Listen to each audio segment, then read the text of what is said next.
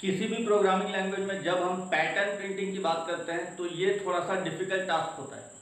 अगर हम pattern printing को अच्छी तरह से समझना चाहते हैं तो हमें नेस्टेड लूप की कंप्लीट जानकारी होनी चाहिए।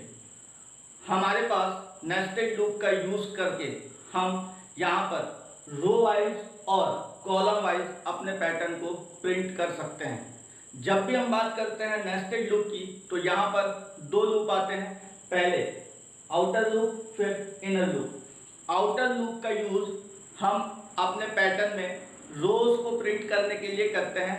ठीक इसी तरीके से इनर लूप का यूज हम अपने पैटर्न में कॉलम्स की प्रिंटिंग के लिए करते हैं। तो आइए हम देखते हैं अपने कुछ एग्जांपल्स जिनके थ्रू आपको ये पैटर्न प्रिंटिंग का प्रॉब्लम पूरी अच्छी तरीके से जो भी डाउट है वो क्लियर हो जाएगा।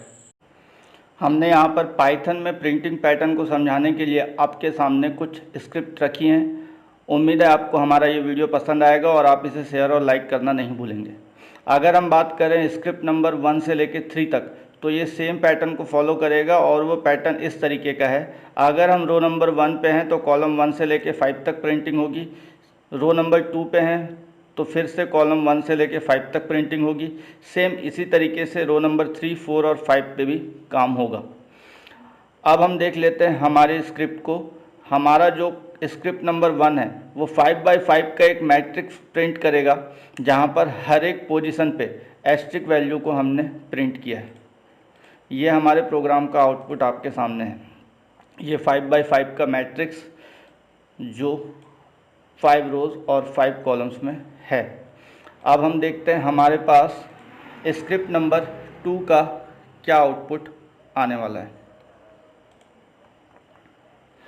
अगर हम बात करें स्क्रिप्ट नंबर 2 की तो हमारा जो आउटपुट होगा वो, अब हमने क्योंकि एस्ट्रिक की जगह आई को प्रिंट किया है, हर एक कॉलम पोजीशन पे हर एक रो की वैल्यू प्रिंट होगी। अगर हम रो नंबर 1 पे हैं तो हर एक कॉलम पे 1 1 1 प्रिंट होगा। अगर 2 पे हैं तो 2 2 2 हर एक कॉलम पे प्रिंट होगा। सेम कंडीशन 3 4 और 5 के साथ भी है। यहाँ पर इसका आउटपुट आपके सामने हम दिखाते हैं। यह हमारे स्क्रिप्ट नंबर 2 का आउटपुट है जो इस पैटर्न को फॉलो कर रहा है जो हमने आपको पहले एक्सप्लेन किया था। अब हम देखते हैं हमारे प्रोग्राम 3 का आउटपुट। हमारा जो प्रोग्राम नंबर 3 है उसका आउटपुट भी सेम इसी तरीके का होने वाला है, बट हमने यहाँ पर पहले प्रिंट लिया था आई को, अब हमने प्रिंट लिया है जे को। मीन्स हर रो पे कॉलम की वैल्यू प्रिंट होने वाली है। यहाँ पर इस प्रोग्राम का आउटपुट कुछ इस तरीके का होगा। ये हमारे स्क्रिप्ट नंबर 3 का आउटपुट आपके सामने है। इसके बाद हम बात करते हैं हमारे स्क्रिप्ट नंबर 4 की। तो हमारे पास जो स्क्रिप्ट नंबर 4 होगा, अब हमारे पास जो प्रिंटिंग पैटर्न होगा वो चेंज होने वाला है। इसके लिए हम आपको सबसे पहले हमारा स्क्रिप्ट किस तरीके से काम करने वाला है ये एक्सप्लेन कर देते हैं। हमारा स्क्रिप्ट नंबर 4 से लेके 7 तक जो पैटर्न फॉलो होगा वो ऐसा है। अगर हम रो नंबर 1 पे हैं तो हम उतने ही कॉलम पे होंगे। अगर हम रो नंबर 2 पे हैं तो सेम उतने ही कॉलम पे होंगे। अगर हम रो नंबर 3 पे हैं तो 3 कॉलम के साथ हमारी प्रिंटिंग होगी। यहाँ पर हमने आई को प्रिंट लिया है, मीन्स हर एक रो की वैल्यू हर एक कॉलम पे प्रिंट होने वाली है। अगर हम बात करें इस प्रोग्राम के आउटपुट की तो हमारे पास जो इसका आउटपुट है वो कुछ ऐसा है। रो नंबर 1 पे एक कॉलम, रो नंबर 2 पे 2 कॉलम, रो नंबर 3 पे 3 कॉलम, सेम रो नंबर 4 और रो नंबर 5 पे। इसके बाद हम देखते हैं हमारे स्क्रिप्ट नंबर 5 का आउटपुट। हमारे स्क्रिप्ट नंबर 5 के आउटपुट में हमने कुछ चेंजेस नहीं किया है, सेम आउटपुट मिलेगा पिछले आउटपुट की तरह, बट यहाँ पर हर एक में 2 का मल्टीप्लाई होने वाला है क्योंकि हमने यहाँ पर प्रिंट में आई मल्टीप्लाई 2 कर दिया है।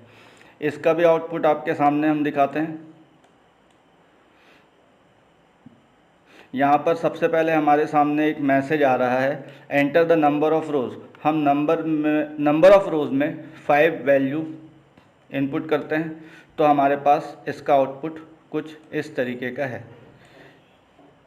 अब हम देखते हैं हमारे स्क्रिप्ट नंबर 6 के आउटपुट को। हमारा जो स्क्रिप्ट नंबर 6 है वो जो प्रिंट करने वाला है, अब हर एक रो में वो कॉलम की वैल्यू को प्रिंट करेगा, क्योंकि हमने यहाँ पर प्रिंट स्टेटमेंट में जे को प्रिंट किया है। इसका आउटपुट भी हम आपको डिस्प्ले करते हैं। ये हमारे स्क्रिप्ट नंबर 6 का आउटपुट है। अगर हम रो नंबर 1 पे हैं तो एक कॉलम, रो नंबर 2 पे हैं तो 2 कॉलम रो नंबर 3 पे हैं, तो 3 कॉलम। सेम इसी तरीके से रो नंबर 4 और रो नंबर 5 पे भी प्रिंटिंग हो रही है।